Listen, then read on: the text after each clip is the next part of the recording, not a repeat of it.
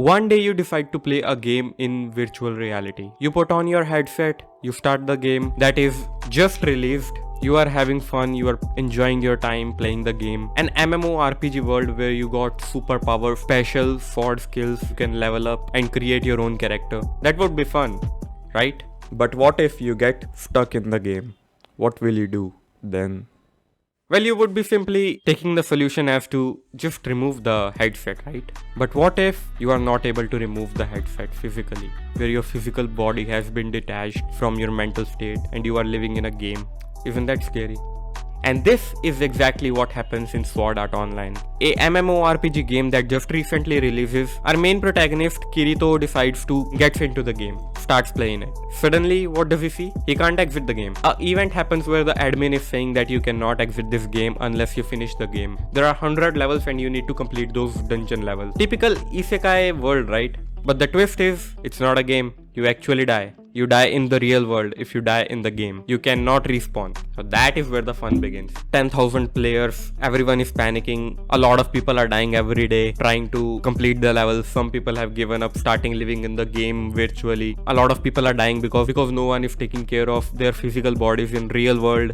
That is also why they are dying. And our main protagonist Kirito decides to go on a solo adventure and become strong. And it becomes a story how Kirito escapes the game and then the story continues. Now the thing that makes it interesting is that you cannot escape the game. It is a game, sure, but you cannot escape it. How is he gonna end this shit? Spoiler alerts, he actually does end the game. I'm talking about season 1 only. He actually does beat the game. Then he decides to go back into the game again for Asuna, a second character, another protagonist, to get her out of another game that someone else has created, taken over, and then they beat that game, probably.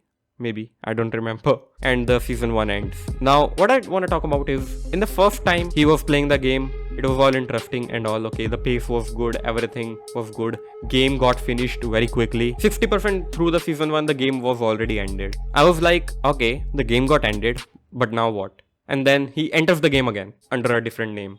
Second time he entered, literally got so boring that I just didn't want it to even see. Was literally almost the same and boring shit as season 1. Just a little too fast of a pace. But it was the same, nothing too interesting at all. But I was like, if I'm watching it, let's just watch it to the very end until I finish this season. I finished it. I would admit the first part was good, but then it got very boring because it got repetitive. It's better than average anime. Okay, fine. I'll admit it. But then, few days later, what do I discover? There are 4 seasons of this anime. In Sword Art Online Season 2, Kirito enters a new virtual reality game called Gun Gale Online, GGO. He enters again, and this is the 3rd time. In Sword Art Online Season 3, also known as Alicization Arc, Kirito finds himself trapped in a new virtual reality called the Underworld. And he enters again. After beating 1 game, he enters again. After beating 1 game, he enters again. After beating 3rd game, he enters again in the 3rd season. He literally completed 4 games in just 3 seasons. Okay, I'm not sure about that. As per the summary I'm seeing on internet, that is what it seems to me.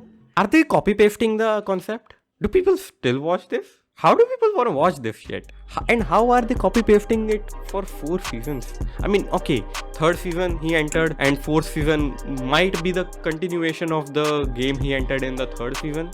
But he entered 4 times, or at least 3. Even then it is gonna be same boring shit. Or I don't know, people just enjoy watching same shit over and over and again. Maybe that is the concept they're adapting here, just like all the competitive games, FPS competitive games, Valorant, Fortnite, PUBG and all that. Maybe they just enjoy it again and again and again. Maybe that is what people enjoy.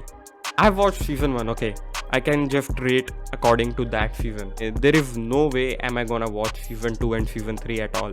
They just look the same to me and I'm not interested in it. Isekai world that every other isekai anime is showing, that's why.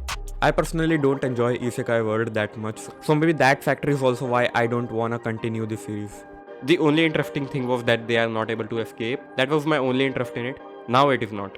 So that's why I'm not gonna watch any other season of it. Anyway, when it comes to rating this anime, a 7 out of 10 or probably a 6 out of 10. Make sure you like the video and subscribe to the channel, and do let me know what you think about this anime in the comment section down below. What ratings would you give to this anime? Did you enjoy season 2, 3, 4, whatever there are? And should I watch them? 95% I'm sure that I'm not gonna watch other seasons. Anyway, that is it for this video. I'll take my leave.